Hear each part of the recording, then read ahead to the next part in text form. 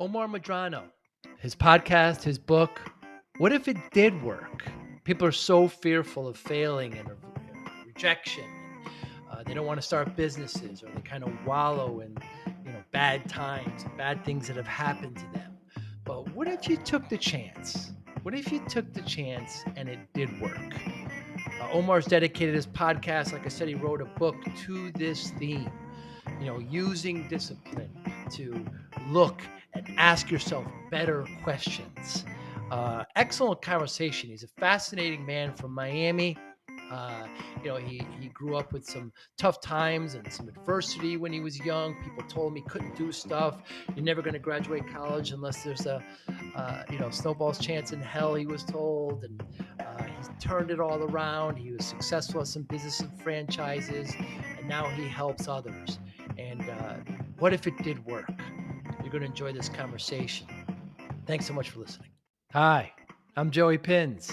People ask me, how did I lose 130 pounds? The quick answer is always discipline. I started my business, wasn't paying attention to my health, was eating too much, drinking too much sweets. My daughter was born. Next thing I know, I'm pre-diabetic. I have hypertension. I knew something had to change. Discipline. I, like many of you, have faced many challenges in your career, in your family, in your life, in your faith. How did you attack them? How did you approach them? How did you solve them, hopefully? It all had to have some degree of discipline. I'm also asked, how did you found and start a tech business that lasted over 25 years? Discipline. I was committed to it, enjoyed technology, didn't enjoy some aspects of it, but knew it was necessary. Discipline. Our podcast mission: how do we use discipline to better ourselves and society? Join me, please, as I talk to interesting people and discuss how they use discipline in their family and their passion and their careers and how it helped them. Our podcast vision: growth through learning from others. Joey Pins Discipline Conversations. It'll be light and serious. Join us, please. Thank you for consideration. Such a pleasure to meet you.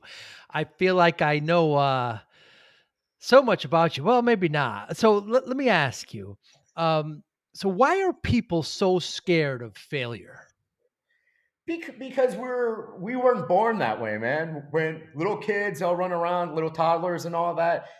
The reason why we're so much fearful or fear is it within us is because our parents, our friends, family, society puts fear into us to try to protect us because they have our best interests.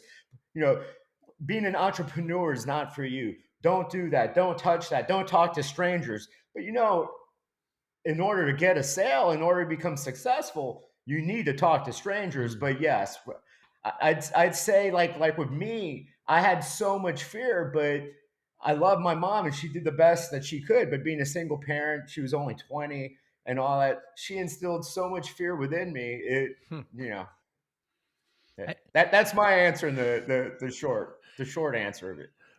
but you didn't have the fear. I mean, you went on to do great things. You were part of a franchise, did well, and Yeah, but I mean, originally I couldn't even speak when I was in elementary. For the first few years, they had me in ESOL, English for Speakers of Another Language, and you can tell I don't have an accent.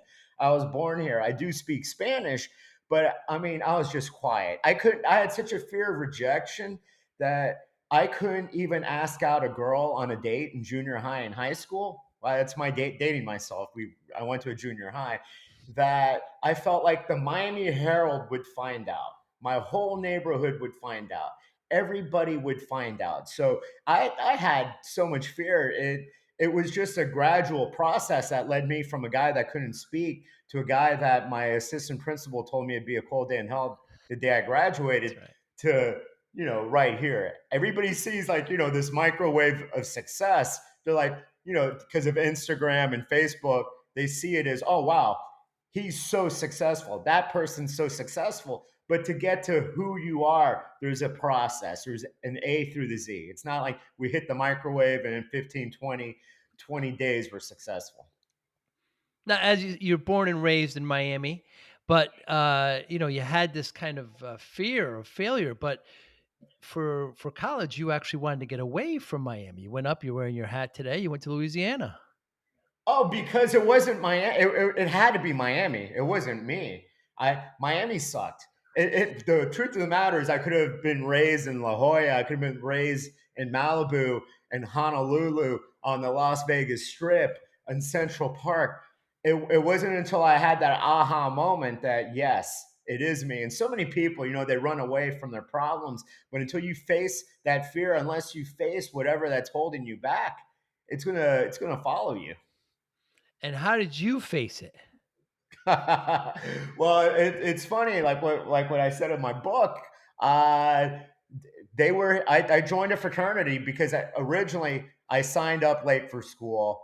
I had a 30-year-old college roommate. He was Hmm, a grad student and all that, and literally I wasn't having that experience, that college experience. Well, I didn't know anybody in Louisiana, so I did fraternity rush. I joined a fraternity, Sigma Pi, and once again I couldn't speak.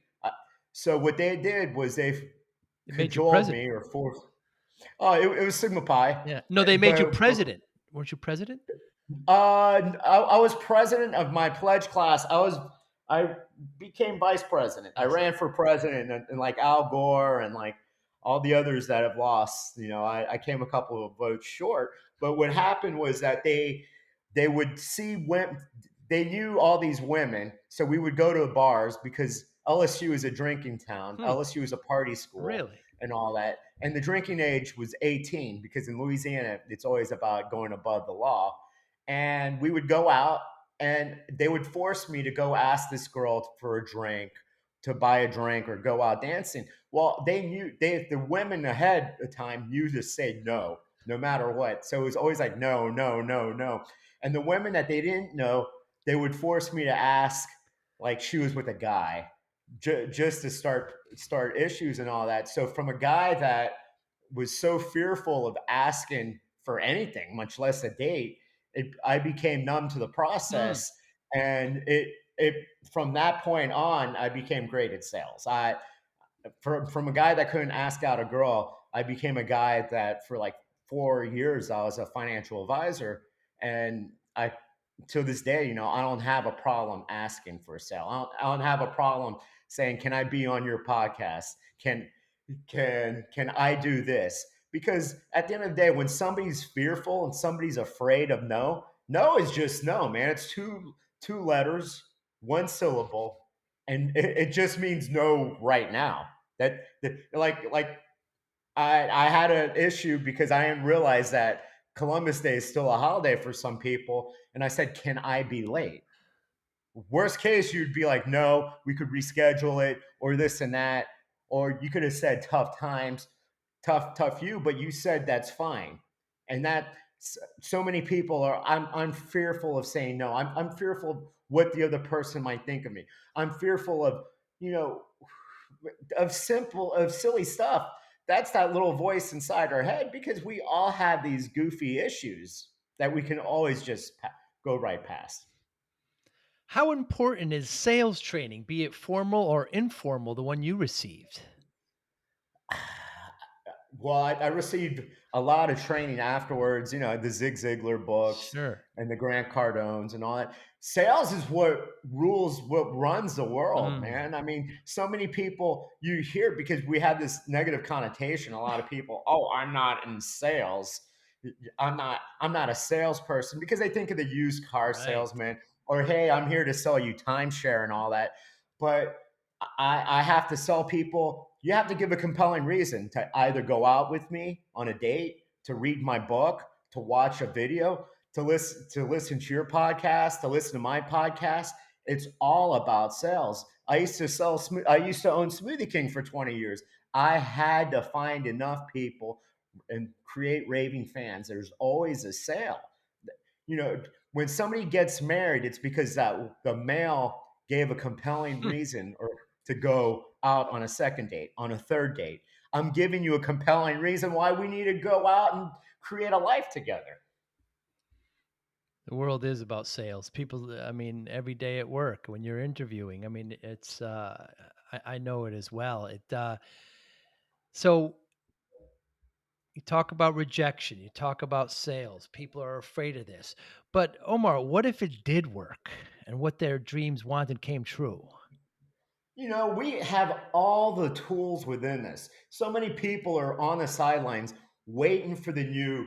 Well, I want to lose weight, so I'm waiting for the new diet to come out. I'm Hmm. waiting for the new season of The Biggest Loser to come out. Hmm. I'm waiting. I'm waiting. We all have the tools within us. How do you become a great investor? You start, and you go out and you invest. Is everything going to be a home run? No. There's never I have failed. Those are just learning experiences. But everybody's like, well, I don't know how to be a great husband, or I don't know how to be a great wife. Maybe John Gray will write the next Men Are From Mars, Women Are From Pandora book or something like that. And that's the thesis of your book and your podcast. What if it did work? Oh yeah, yeah, and it's crazy because literally it's always a no until you ask. I'm a newbie, man. I've only had 12. Well, tomorrow, well, today's Monday. On Wednesday, it'll be my 12th episode, and I interviewed Evan Carmichael, and a few episodes back, Jen Sincero, the author of You Are a Badass. Now, most people would be like, oh, you're never going to get anybody like that because who are you? But that's that little voice. The worst thing that these people could have said was no. That's right. Or they could have ignored my email. They could have ignored my call and all that. And then at the end of the day, I'd be like, well, it's no now, but just like that follow up, it'll take. It's never the first time, second time. Maybe it's the fourth, fifth, sixth, seventh, eighth time. Now, I wouldn't recommend that on a date. If she says no the first, second, third time, you're going to be a little desperate. Yeah. So Well, that's borderline. Yeah, yeah, you have to be yeah, that's stalking. That's yes. Ted Bundy ish. That's right. Yeah. You have such great advice in your content.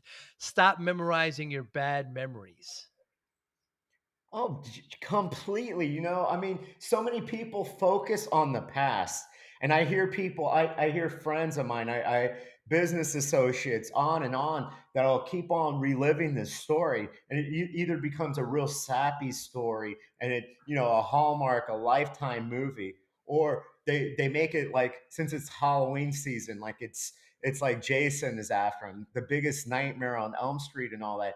Our past is our past. We don't have Marty McFly's time machine. So let's not go there. Why are we always revisiting it, man? And why we like, if it was a great memory, leave it in the past. We can't live it. It was and if it was a horrible opportunity, hey, it's a learning experience. You learn from it. You're alive today. Let's move on. But people keep on wanting to rewrite the past. Well, I can't be great at sales. I can't be this. I can't be that because I had a bad childhood, or 20 years ago this happened. Well, that's when you live in his story or her story. Hmm. Why don't you use that story to motivate, to inspire people to do something amazing? Because we all have had stuff to overcome.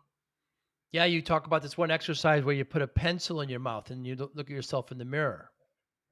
Oh, completely. And we've all been there. We all want to listen to the sad music, the Cure songs, or everything, and we all want to wear black because that woman said no to us, or we got divorced, or a bad breakup, and we can't get out of this pattern.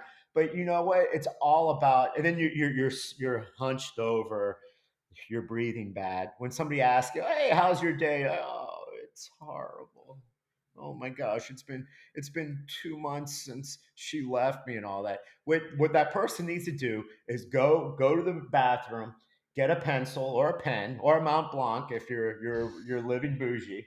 You, you put it in your mouth and you hold on to it, and it's going to create. You're going to have to have like a huge smile, and you go, "I am so depressed." Well, your body language, you're smiling, you're going to look in the mirror and you're like, oh, I look so goofy. It's going to release chemicals that you're going to feel good right off the bat, and everything. You can change your state within a click of a snap of your fingers. But yet people want to live in this dread and this unhappiness of it's not going to work. When people say what they want, they don't really know what they want. Mm. If you ask a girl or a guy, hey, what are you looking for in a relationship? They're like, I don't want a narcissist. I don't want drama. They'll give you like 100 things that they don't want. And like, okay, got it. We thank you for the grocery list, but what do you really want? And then they're like, oh, they're stumped. Well, if you don't know what you want, the only thing that you know is what you don't want, and that's what you're going to be headed towards. Yeah, I'll take it a step further. Not only define what you want, but when you get it, how will that make you feel? Exactly, exactly, and also be specific, man. Mm. Be specific on your goal. If it is to lose weight, don't say I want to lose weight, because that's you can lose a pound. Okay, congratulations, you lost a pound. Now gain the 20 pounds back, or not only be specific. I want to save $1,200 by December 15th of 2021. Be that specific and write down a plan on what you do and who you're going to give up and what vices are you going to give up. Because in order to become good to great in any aspect, you're going to have to give up people. You're going to have to give up vices. You're going to have to give up things that no longer serve you. Yeah, goal setting, we talk about SMART goals, right? Specific, measurable, accountable, reliable, and timely. Like you said, I want to lose weight is not a goal. I will lose 20 pounds by December 15th is what it is. Exactly. And then don't do it like, don't be reasonable. Yes. Don't set yourself up. Realistic. Yeah. Yeah, don't I want to lose 20 pounds by Friday. Well, that's not going to happen. Yeah. Count excuse me. You say success is based on compounds. Oh yeah, compounding's great in the stock market, success and confidence. But unfortunately, a lot of people compound their losses, compound their failures, or compound their eating the bad food, and they gain the weight. But what you do is everybody wants the grand slam, man. Everybody wants to go for broke. Everybody wants to become Warren Buffett overnight. But what you need to do is you need to start stacking small wins, achievable wins, one after another. And it's like confidence. It's like filling up that gas tank. The more you do, the more wins you get, the more confident you'll become, the more successful you'll become. And then you're like, well, I climbed this hill. Let me go climb something bigger. It's not like I've never climbed anything. Why don't I just sign up for Mount Kilimanjaro? Yeah, absolutely. So, what is the goose method? The goose method. Well, the goose method is in college when they did call me. Well, when I was a pledge, they forced me, and my success rate was zero point 0. And we're older, so we saw the movie Top Gun. Anthony Edwards was Goose, man. So what I would have to tell them, they would say, Omar, what's your nickname? And I'd be like, I'm Goose. And I'm like, why are you Goose? Because all I know how to do is crash and burn. So, but you have to see it like that. Like every no to me means you're just one closer to a yes. And you know what? Whether it's asking out a girl or asking out for a deal or asking for the sale or asking for the upsell, if it is a no, it's their loss. We can revisit that with the follow up and all that, but you have to have the confidence that your product, your services, you are so superior that it's their loss. Don't shrink to a snail, or don't shrink so small that you're like, because how can, if you don't believe in yourself, if you don't believe in your product, you can't sell it. You can't sell it if it's water to a person dying of thirst in any sales. Yeah, very good. You mentioned that you've done about 12 interviews so far in your podcast. What common thread have you seen between all of your guests? Because these are You high know what? achieving people. Everybody starts out at zero. Mm. Everybody has adversity. Everybody has to overcome something. Every successful person had to pivot. right now, like with this corona, so many people have used it as an excuse. Mm, I got a divorce. I broke up with my sweetheart. I did this. I did that. I lost my business. But then why? We're 18 months in. People are still getting married. People are having more children. There's millionaires being made every day. All it did was amplified it. mm, If you suck and you're sitting on the sidelines, then you know what, you're watching the world go by. It's like so many people use that lie. If only I had more time. mm, Well, God, the universe, the U.S. government, the world gave you 3.5 months of free time, and most people, instead of working on their goals, writing their book, doing whatever, losing that weight. Instead, they stayed the same, if not further back, while they watched like the Tiger King, season 3 of Ozark, all these things that didn't. Every action you take either pushes you towards a goal or away from a goal. So I would say a lot of people have thrived while people have gone back. And the people that I've interviewed on my podcast, whether it was now through the pandemic, whether it was the Lehman Brothers financial mm. crisis, we all have had to overcome. We've all fallen, and we all had to get back up. And if you have a story, use it to sell yourself and your product. Don't live in it. I could live in my history. I have a whole laundry list. Now, do I use it? I don't only use it to sell people, to sell why you need to buy my book, why you should watch my video. But I don't live in it. I don't need the cyber hugs. I don't need somebody to tell me, because there's been people with a lot worse circumstances that overcame far greater odds for success. Adversity is really, really one of those things that people can either die on or really learn from, and then even take one step and show others how to move on to. Yeah, but the masses a lot of times they get a paper cut and they want to fold. Right. They want to pack it up and say, "Hey, this isn't for me." It's like it's only a flesh wound, man. Like, get up. Absolutely. Omar, do you meditate? I meditate every day.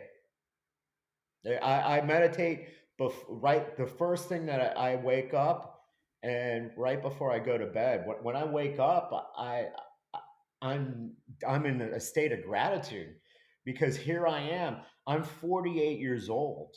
My children are healthy. I got two amazing daughters that are healthy, that are thriving. I've I've been given a chance by God, the universe, for one more day, one more opportunity.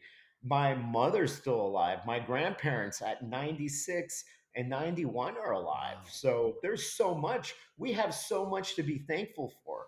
You know, if when people listen to this, they obviously have an iPhone, or they have a computer, they have AC, they have electricity, they have their health, they have their sound mind.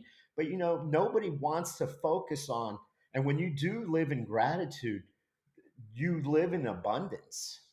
I, we all have bad days, but just be thankful that you have the opportunity, because every day we start out at zero. You have an opportunity of creating the life that you want to create.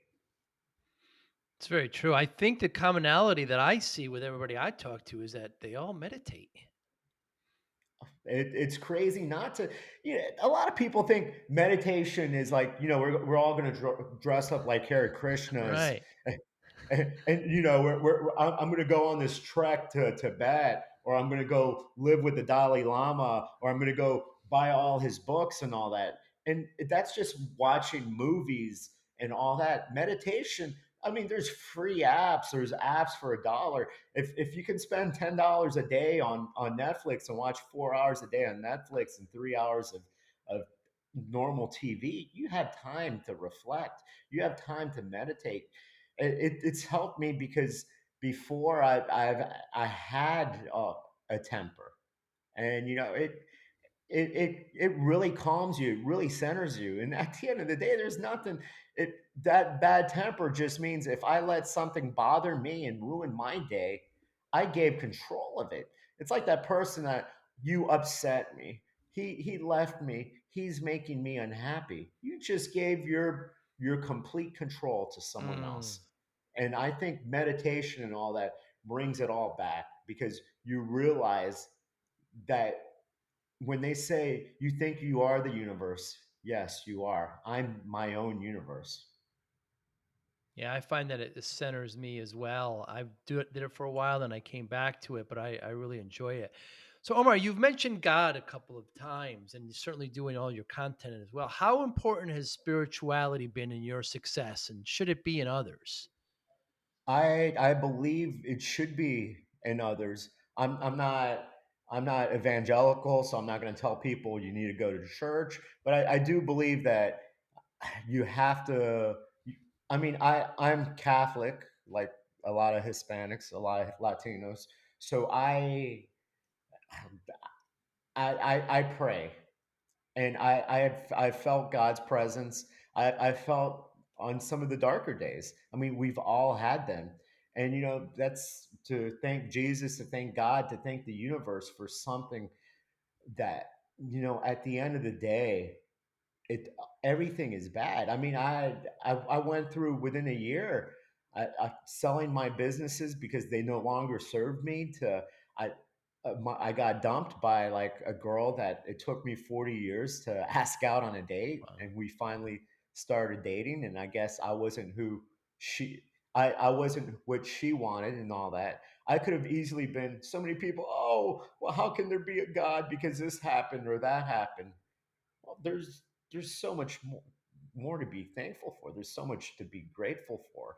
And at the end of the day, I mean, I would hope that, we were meant for more, and that, th- this isn't just it.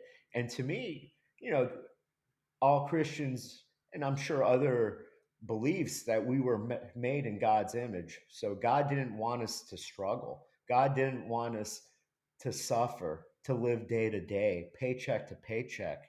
If we were made in his image, I know I wasn't made to be mediocre. I was made to excel. I was made to live my best life possible. Yeah, that's well put. And those others who perhaps don't believe in a higher being, they can still find inspiration just in nature and other things like that. Yeah. Of course, just how beautiful life is, and just within our country, go to the Grand Canyon or go to the Colorado Rockies, and there's just so much just to be lost within nature and all that. But to me, I mean, believe in something. I mean, people, we've all believed in Santa Claus or the Easter Bunny or the Tooth Fairy for 5, 6 years, but people can't even spend 5 minutes having the belief and the faith within themselves. So the name of your book and your podcast, your overall podcast is, what if it did work? But you're really essentially, you want people to ask themselves better questions. Better questions, because we always focus on the fear. We always focus on, well, I can't open up that business because I'm going to go broke, and I'm going to go bankrupt, and then I'm going to go to jail, and then the Wall Street Journal and the Miami Herald's going to say Omar Madrano failed. I can't ask out that girl because Omar Madrano sucks. He doesn't have anything positive to offer. We're living in our dash right now. I was born July 24th, 1973. I'm living in my dash. I don't know when St. Peter, I don't know when God, the universe says it's my time, but I do know I want to live a life of no regrets. And a lot of times the biggest pain that people have is when they're in the nursing home or they're too old and they're dying. They look back and they wish they could have done it. Well, you have your chance. Our lives are like a painting, and if you don't like you don't like what it comes or looks like, throw out that canvas and start fresh, man. You can do a Pollock, you can do a Picasso, you can do a Dali, you can do whatever it is you want. You're the master of your fate. You're the creator of your life. And when you're asking people to do that, to ask themselves, better questions and not to, wallow in down times, you're really asking them to self-reflect and to move on and motivate. Completely. And you know what? When people ask me, does this book work? Does Rich Dad Poor Dad work? Does 10X work? All these books, do they work? No, they don't. You have to do the work. My book will never. What if it did work? If you just read it and you get some cute quotes, because I have people that will DM me or call me or text me and say a quote from the book, but it's like you haven't done anything with your life. Who cares? That's the same person that goes to seminar after seminar after seminar because they're seminar junkies, but they haven't done a thing with their life. Or they listen to Audible, and I'll get people. So what book shall I listen to? Does it really matter? You're not going to implement anything. Go listen to some fiction because it. Yeah, create direct action items. I've forced myself off grid time, where I'm going to listen to a book and then write down notes, write down actionable items, because I find that if I'm in front of a computer, I like when I fly, to tell you the truth, because I'm forced off the grid. So then I can make deliverables and I can make an execution plan while I'm listening. I think people really, just consuming it is one thing, but acting on it is completely different. You have to be immersed in something. I respect the person that reads one or two books over and over, takes copious amounts of notes, and then does puts in the work than somebody that reads 100 books a year and does absolutely nothing. That's like, okay, you made all the publishers rich, but you didn't implement anything. Congratulations. I mean, if you're going to listen to an Audible book and you're not going to write down notes or you're not going to reflect on each chapter and reflect on things, then just cancel Audible. Go to Sirius XM, listen to Howard Stern, listen to radio, and at least you'll get more enjoyment because yeah, these books are thought provoking and they have answers to your questions. But if you're not going to implement them, they're boring as heck. I remember Daniel Pink, of course, you know who he is, a great, business author, was speaking at a conference, and he can be he could be kind of sarcastically funny. And at one point, he said, "Well, somebody asked about his books, and he said, well, it's not important that you read my books; it's more important that you buy them." So he was making a joke, obviously, Exactly. and but his point was, just reading it isn't enough. Implement them. So we talk a lot about the podcast about discipline, Omar. I lost a lot of weight. People always ask me, how'd you do it? And they want some like secret, one quick answer, like, I don't know, climb a mountain. So I just always say discipline. That's the way I lost it. Exactly. I had a come to Jesus moment. Doctor said, look, you're not going to see your daughter grow if you're going to be pre-diabetic. Mhm. I was 340 pounds. And I just turned around then. And so, how important is discipline? I mean, it seems the overriding theme of everything you're talking about here. Well, first, congratulations. Yeah, I've lost weight. I've lost 70 pounds, 50 to 70 pounds, nowhere nice. near that. So you look great, but you had a strong enough why. Is there discipline? Yes. Because when I was going to the gym and all that, and when people started taking notice, they're like, so what pill is it? Right. What, or is it fasting? Yeah, I starve myself 4 days while I work out, and then I'll eat a friggin' strawberry, and then not eat for another 3 days. No, because they want the easy They really answer. do. Yeah. People don't, and I'll tell people, what diet shall I follow? Go to Barnes and Noble. You can go blindfolded. Mm, There's only one aisle. There's two floors of everything except personal development and business books, any books that will help you in your life. Pick out any random book, follow that to a T, and you know what? Believe it or not, you're going to lose weight. Oh, really? But I was waiting for a new book. Well, that exactly. But discipline, yeah. And the thing is, you can't beat yourself up. mm. You have to splurge once in a blue moon. If you eat the In and Out burger, if you eat the McDonald's, you know what? Don't kill yourself. You had one mess up. It's tomorrow. Today is a new day. What happens a lot of times is they stack, they compound. The one bad meal becomes two bad meals. Oh well, then 2 bad days, then 3 bad days, then a week, and then before you know it, somebody's going to be like, "Well, it's October, so I'm just going to wait till." January 1st, the magical day, Right. because I love that, because if I was a drug addict or I was a gambling addict and I was wasting all my money, I got the second mortgage because I'm going to the casino. I would hope somebody would be like, you know what, he's doing bad, but we'll wait till January 1st. Well, he's shooting up heroin, but January 1st is a great opportunity for him to change these bad habits. So it's funny though, just how people are, because now, everybody, this is when people start compounding the weight. They're already 10 pounds overweight. They're like, screw it. We're throwing in the towel because they didn't have their goals. They didn't write down their plan. They didn't implement. They didn't take constant, consistent action. So what they're doing is, Halloween's here coming up. So, we're going to have to drink beer. We're going to have to eat our kids' candy.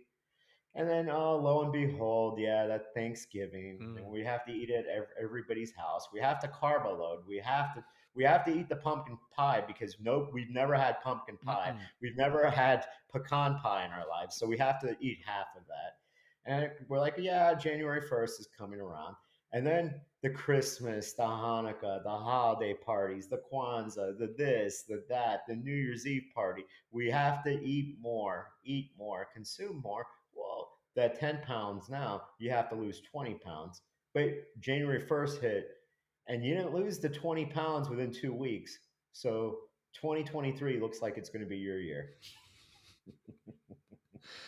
It's just the ongoing excuses, and that, like you mentioned before, people, generally speaking, they don't want to do the work. You've got to. It's a slow build for these things, and it's not going to happen overnight. And how much of what you profess and what you teach and what you consult on is art versus science? The science and art, the art is whether you love me or hate me, Mm, because what you see is what you get. The guy you see in the videos is the same guy that you're going to talk to, the same guy. The science behind it, God, the universe, we all have already the tools within us.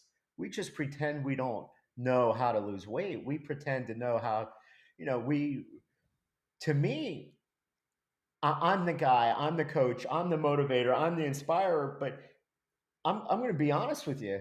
If you have only $1,000 to invest and you want to make it $1 million, it's going to take a long time. mm. I'm not going to tell you, hey, just talk to me for a couple of sessions, and before you know it, you were living in a deluxe studio, but now I'm going to have you living in La Jolla in a mansion on the beach and all that. Everything takes time. That's my bottom line. Whether you want to be a great public speaker, you have to go out there. You have to practice. Yeah, you have to be vulnerable. You have to know that you're going to have some losses. You're going to take some hits.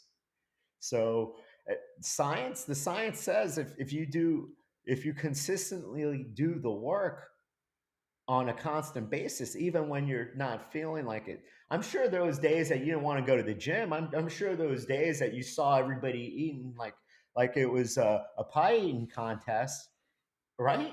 You have to have that mindset that you know your willpower and your why has to be way stronger than all the outside noise, because there's going to be people, oh, you can start that diet tomorrow, you can start investing tomorrow. People want to fill this void. Oh, I can buy Gucci, I can buy Louis and all that. I can buy the Prada. But if you keep on buying all that over time, you're going to have nada. But people don't want that. They want to have that instant gratification. But who doesn't? But success, life, everything amazing isn't instant gratification. Very well put, Omar. I love that. So, what was the transformation? You were working at a large franchise that were incredibly successful, and sexy, by the way, Omar. Let's just be honest. How did you make that transformation from that into, being an author, being a podcaster, and write the book? I believe that if people that are insomniacs and all that is because your soul, your subconscious is telling you that you're not living your best life. Hmm. And at one time I had five Smoothie Kings. I had a couple super cuts, but I was always up at night. I could not sleep. Interesting. And then I went through life changes. I got a divorce, a- and I still, no matter what I did, I could not sleep. I bought a new Tesla thinking that was it. And then I thought I was buying buy things. It would fill this hole within me. And then it got to the point, well, maybe if I dated somebody from my past that I should have asked out 30 years ago when we were closer to, had commonality compared to now, that would do it. And then one day I realized, you know, I'm a journalist. Hmm. People always told me I should write a book. I've always helped people out. I've been doing videos 3, 4, 5 years on how to market, how to sell, how to promote, how to before there was no woo woo, there was no personal development and all that. I found the personal development side after I got dumped, and it was like, because before it was just do it, just do it, just do it, just do it. So I went through that, and that I wrote the book. I created my own podcast. Other people wanted to hear my story, and I was invited on their podcast, which I am completely grateful for. And I have a story, and to me is, if I, just an average guy, can find success in so many aspects of my life, so can other people. And that's when I decided, and when I realized that, I filled that hole within me, and I'm not an insomniac anymore. Now I can fall asleep Hmm. rather easily every night because I'm living my purpose. Wow. So it's really out of adversity yourself that you've turned that around. Every I've I've used adversity, I've used naysayers, I've used the haters, I've used all that bad energy as rocket fuel. Hmm. So every time I've hit a major speed bump in my life, every time I've had major turbulence, every time that people counted me out, I've gotten back up, and it helped me thrive. You mentioned your first boss said you didn't have a face for TV. Yeah, he did. My first boss was such a goofball that he originally hired me, and then when he found out that I was from Miami, he felt that everybody from Miami, well, had to be rich, had to be wealthy. He would tell me constantly, why don't I quit and go back to living my rich life and all that. I'm like, this guy's watched too much Miami Vice, because I grew up in a suburb of called Westchester, blue collar, working class, middle class neighborhood, uh, Latinos, whites, but all working class. Were we close to South Beach? Yeah. If you jumped on I-95 and you fought traffic, it was like 20. It was like a marathon away, 26.2 miles away. But to live there, to live that lifestyle, was like abstract. And my first job was paying me out of college, and this was salary, and this was 1996. So it was crap. It was $15,000 a year. Wow. I was making way less than I did than I was working at McDonald's. So yeah, he told me that. But what happened was, he told the whole TV station, which it was a small market, so a lot of young women. He told everybody how wealthy I was. So it all it did was get me date after date, and it would piss him off that all these, he felt like it was because I was the wealthy guy and all that had zero face for TV. What she really wanted to say was, you're a Hispanic, Mm, there's no Hispanics on TV. mm. Yeah, that's. But again, you turn that around and use it as jet fuel. Not only did I use it as jet fuel, but I have no animosity, no hate, no resentment. I'm Right. friends with the guy on Facebook. Well, I'm public on all social media because it's called social, Hmm. and that's the way to promote. But yeah, I have no anger. If somebody tells me you should drive for Uber, or you don't have a face for this, or it's a cold day in hell, I won't hate you, because that, once again, when you meditate and all that, when you read about stuff, bad energy, bad thoughts, bad feelings, resentment, anger, hate grows in you like a cancer. So I forgive, I forget, and I love. And to me, it's like, thank you very much. Thank you for giving me the rocket fuel. In fact, I've had plenty. The woman that I dated, she didn't believe in me. She told me I should drive for Uber. Or when I wrote the book, who am I to write a book? I am full of shit. Wow. Why would anybody want to read my book and all that? And it was like, well, for years you were my biggest fan until we started. But to her, she was such like fear of success.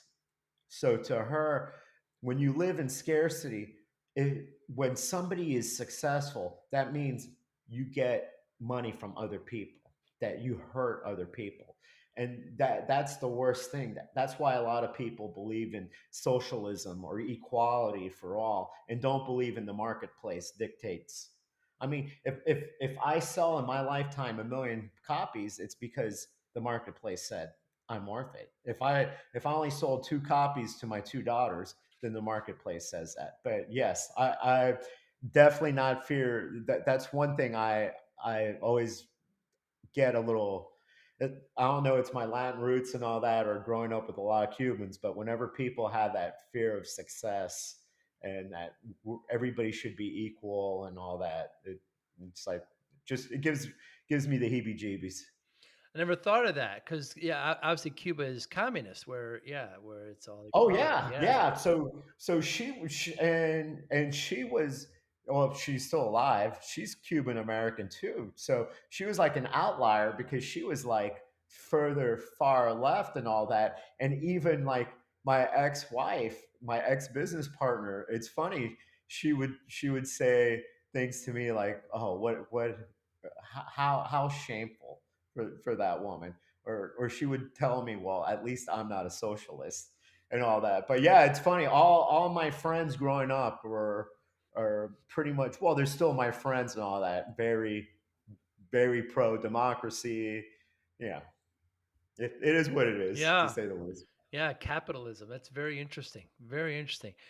Well, Omar Madrano, thank you so much. I love what you're doing. I love how you're helping people. I really enjoyed our time together. So tell us, of course, Amazon bestseller, your book, your podcast. How can people get in touch with you? On Instagram, Omar Madrano 73. I used to be Omar Madrano, but they hacked it, and who knows who owns that now. Are you Hopefully, kidding me? somebody thriving themselves. It's open. I have videos there, Yeah. 1 minute long. Sometimes I'll throw longer videos. Also, Facebook, Omar Madrano. I'm open. I've got a bunch of videos there. I started a group on Facebook for entrepreneurs and for people that want to overcome their fear and whatever's holding them back. They can go to What If It Did Work on Facebook. It's open. There's videos, there's memes, there's writings from my book. There's other people that, and you know, just I'm also like this, the patron saint Jude, the patron saint of lost causes. If I'm just a phone call, I'm just a DM away, especially if somebody's really going through any hard aspect, whether it's business, personal, anything. And, I'll answer them. and of course, your podcast and your book, What If It Did Work? Yes, sir. Why? Thank you for promoting me, Joe. And the number one thing is like always live in gratitude, and Mm. I am very grateful.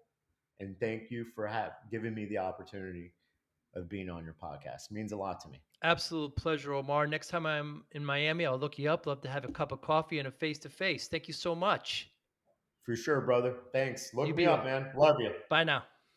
Bye. Take care, Joe. Thank you for listening and or viewing Joey Pin's Discipline Conversations. Please share this episode with one or two of your friends who you think may benefit from the episode. Our website, www.joeypins.com. There you'll find lots of resources and you could join our mailing list. Please follow us on all our social media, Instagram, Twitter, and Facebook. Podcast information, the video version of our podcast is on YouTube. Please subscribe. Audio is on all major podcasting platforms. Please follow them. And if you like it, please consider giving 5-star rating. Would really appreciate that. Would you like to financially support the podcast? You can go to our Patreon site. Consider $5, $10, or $20 a month. There's all kind of plans that we have there. There's like a one-time payment. What is this podcast episode worth to you? $25, $50, $100, $500, $1,000, $5,000. You be the judge. You can go to our PayPal account to do that as well. Thank you again for listening or watching Joey Pin's Disciplined Conversations.